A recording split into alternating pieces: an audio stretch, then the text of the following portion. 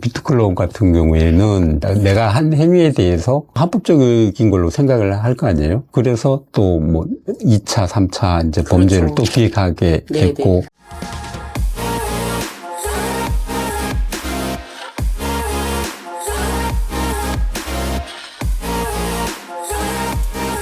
안녕하세요, 공국장입니다. 이번 시간에도 이수원 변호사님 모시고 불법 다단계 근절에 대한 캠페인의 일환으로 대담을 진행해 보겠습니다. 이수원 변호사님 나오셨습니다. 네, 반갑습니다. 자, 오늘 변호사님 나오셨으니까 투자와 사기와 이런 얘기를 해야 되는데, 자, 놀랍게도 똑같은 코인 투자 사건이라도 뭐 범죄라도 형량이 다 달라요. 무죄가 나온 경우도 있고 또 심하게는 징역 뭐 9년씩 받는 경우도 있는데. 네, 맞습니다. 이러한 불합리한 재판 결과가 어디에서 비롯될까요? 그 코인 다단계 투자 유형을 제가 살펴보니까 이제 코인을 어떻게 보내느냐에 따라서 이제 두 가지 방식이 있는데요. 가상화폐를 투자자들이 직접 전송하는 경우하고 이제 모집책을 통해서 소위 달러라고 하는 걸 구매해서 보내는 구매 대행 형태가 있지 않습니까? 그런 경우와 그다음에 수익을 발생시키는 방식이 이제 재정거래. 그러니까 회사가 계속해서 거래를 해서 차익을 발생시키는 거래를 한다는 유형이 있고 또 하나의 유형이 이제 채굴 유형이 있고요. 그다음에 수익을 지급하는 방식도 가상화폐를 직접 지급하는 방식, 그 다음에 사이트 내에 있는 소위 달러라고 하는 것을 지급을 하고 그 지급된 달러를 회원들끼리 거래하도록 하는 방식, 이렇게 두 가지로 크게 대별되는 것 같아요. 이제 그러면 코인을 직접 송금하고 직접 출금하는 경우에는 투자자 본인이 직접 그 행위를 하다 보니까 그런 경우에는 모집책들에게 책임이 전가되지 않는 경우가 많더라고요. 근데 이제 다만 달러라고 하는 거를 이제 상위 모집책이 사서 구매해서 전달해주고 또 출금해주고 또 소위 환전해주고 이런 역할을 하게 되면 모집책 입장에서는 굉장히 많이 이제 투자자를 도와준다고 생각하지만 그러한 행위가 범죄에 대한 행위 기여가 많아지는 그런 결과가 되기 때문에 그 책임이 더 가중되는 그런 결과로 이르는 것 같고요. 지금 형량의 차이의 문제가 아니라 유무죄가 엇갈리기 때문에 굉장히 주의를 하셔야 되지 않을까 싶고 그 운영진이나 모집책 모두 주의해야 될 것 같은데요. 피의자 입장인 거고요. 피해자 입장에서는 사실 다단계 플랫폼에서 제가 경험한 바로는 피해를 입지 않은 경우는 한 건도 없었습니다. 그러니까 모든 사례에서 피해가 발생되기 때문에 투자에 매우 신중해야 된다 이렇게 말씀드리고 싶습니다. 근데 그걸 이제 과연 투자라고 할 수 있을까? 그럼 뭐 어떻게 보면 너 저번에도 짚었던 것처럼 범죄 단체를 구성하는 데 일조하는 그런 역할이 되는 거 아니겠어요? 네, 그 부분에 대해서는 뭐 계속 제가 말씀드리지만 보이스피싱 특별법처럼 다단계 사기에 대한 특별법 최근에 이슈가 많이 되면서 양당에서 서로 다단계 방지 특별법을 입법하겠다 이런 취지로 계속 말씀을 하시는데 그러면 이제 모집책에 여러 단계가 있지 않습니까? 다단계 방식도 굉장히 여러 단계가 있기 때문에 그런 유형별로 처벌 규정을 달리하는 이런 입법 활동이 좀 조속히 이루어졌으면 좋겠다 이런 생각이 들고요. 말씀하신 것처럼 지금 범죄 단체로 볼 수 있는 여지도 있습니다만 결국 범죄 단체에 가담하는 데 있어서는 고의의 존부가 핵심적인 사항일 텐데요. 모집책의 경우에 어디까지 고의가 있다고 볼 거냐 이런 문제가 있기 때문에 그럼 범죄 단체로 보고 범죄 단체에 가담하는 모집책이 가담하기만 하면 처벌한다 이런 근거 법률이 있으면 국민들이 참여하는 데 훨씬 더 신중할 수 있지 않겠습니까? 그렇죠. 그래서 입법을 촉구를 드리는 거죠. 제가 파악하기로는 어떤 뭐 코인이나 이런 투자 사기가 발생했을 때 그 참가자의 한 60~70%는 했던 사람이 또 하는 경우가 대부분인 것 같아요. 맞습니다. 네. 그럴 때 이제 이 사람들을 피해자로 볼 수 있는가 이런 문제도 발생할 것 같고. 네. 예.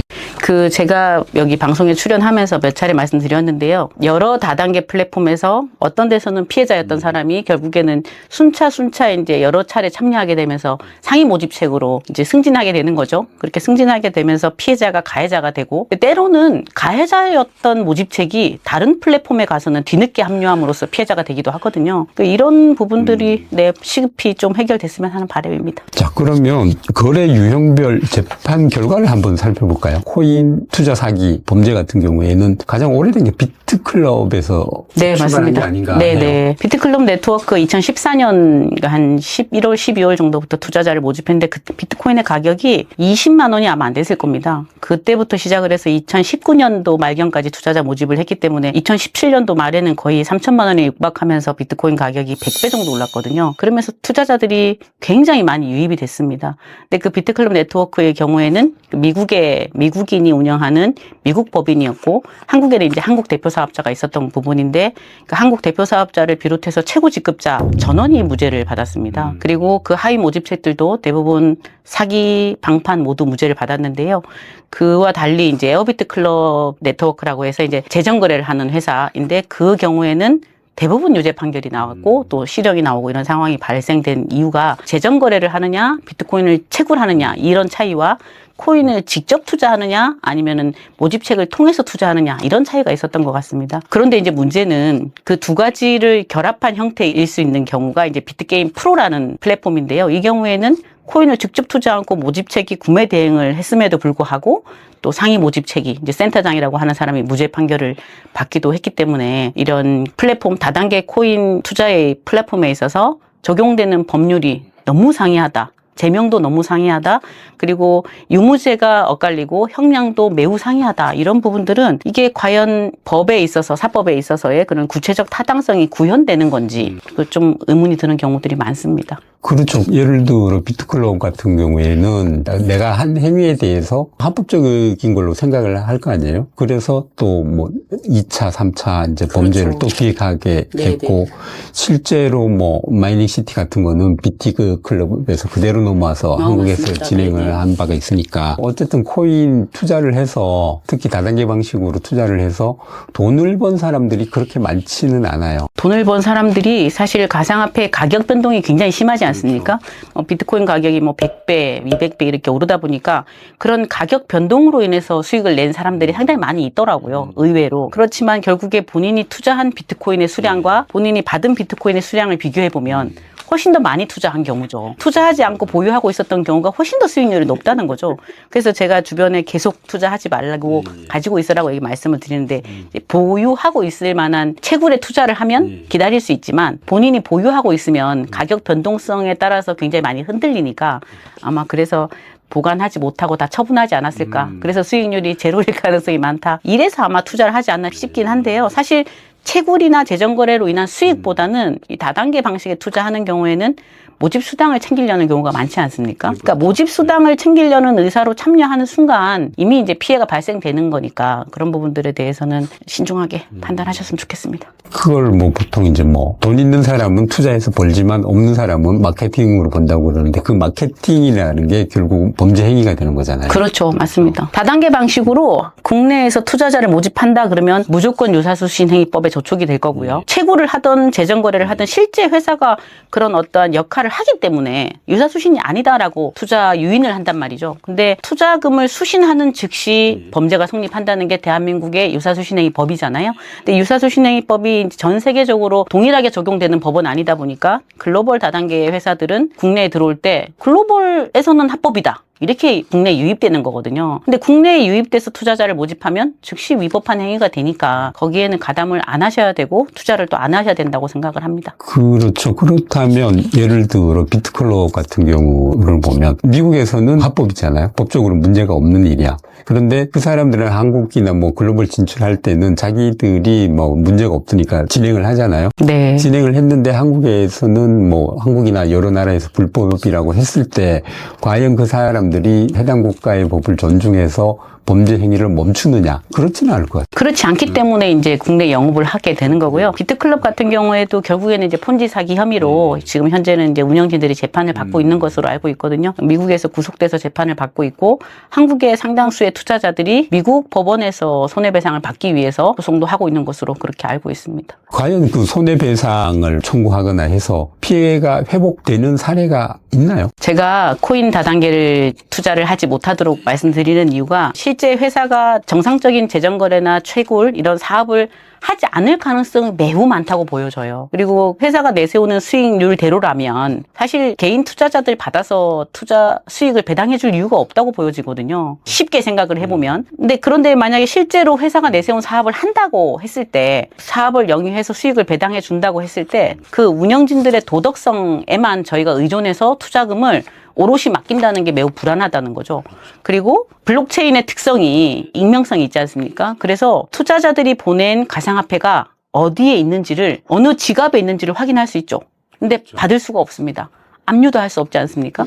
그러니까 이게 법정 화폐로 투자하는 경우보다 투자금을 회수할 가능성이 훨씬 희박해지기 때문에 가상화폐 투자는 굉장히 신중해야 된다고 보여지거든요. 근데 저는 가상화폐 다단계 투자는 신중하라고 말씀드리기보다 그냥 하지 말라고 말씀드리고 싶습니다. 진짜 지금까지 뭐 받은 사람을 본 적도 없고 한 4, 5년 전에 깨진 플러스 토큰이나 뭐 이런 걸 아직도 기다리는 분들이 있어요. 네, 맞습니다. 뭐 밴드에서 뭐 무슨 소식이 왔다, 움직였다, 뭐 이러면서 기대를 하고 있는데 그거는 안 된다는 거죠. 저는 희망 고문이라고 생각하거든요. 그렇죠. 희망 고문은 희망이 아니라 고문입니다. 빨리 고문에서 벗어나시기를 바랍니다. 근데 또 그 사람들은 그런 희망까지 없으면 모르겠어요. 어떻게 될지. 그런 걱정도 들긴 해요. 이게 다단계 사기를 당한 피해자들이 가장 먼저 경험하는 부분이 그런 희망을 사기를 당했다는 사실을 인지를 하는 걸 두려워하거든요. 인지하는 걸 두려워하기 때문에 계속 보고 싶은 것만 보고 듣고 싶은 것만 듣기 때문에 이 피해 인지로 나아가는 단계가 굉장히 오래 걸립니다.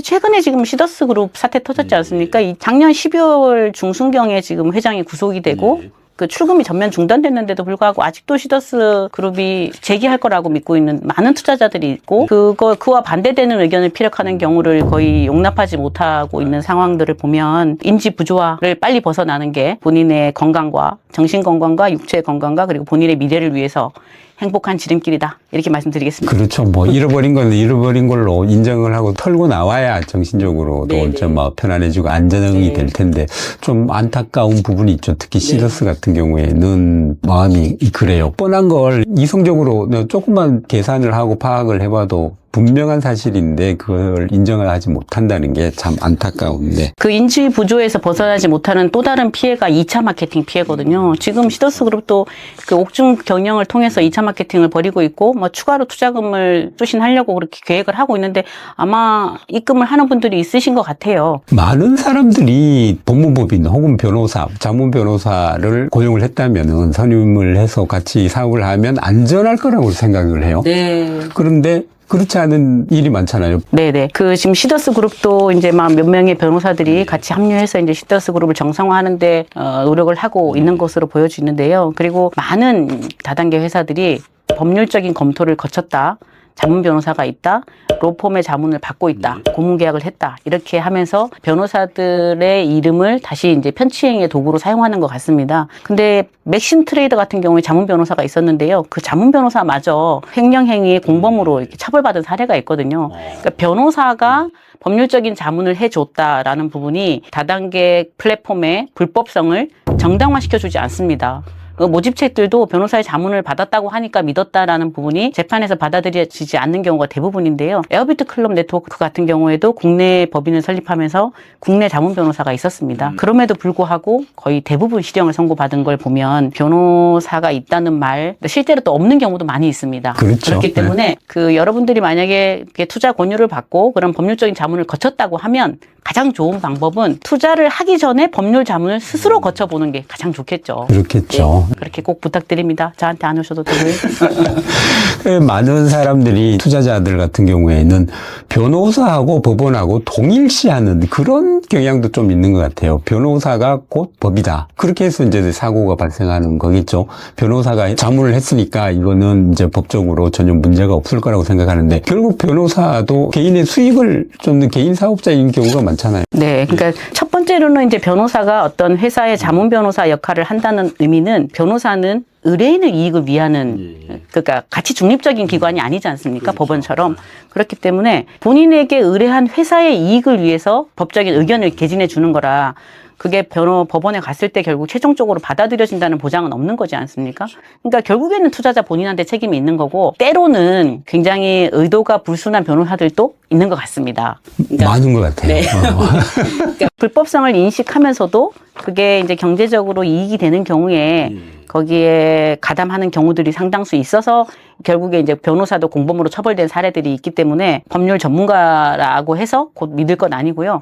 때로는 또 법률 전문가를 사칭하는 경우들도 있기 때문에 그 부분도 좀 주의를 하셔야 될 것 같습니다.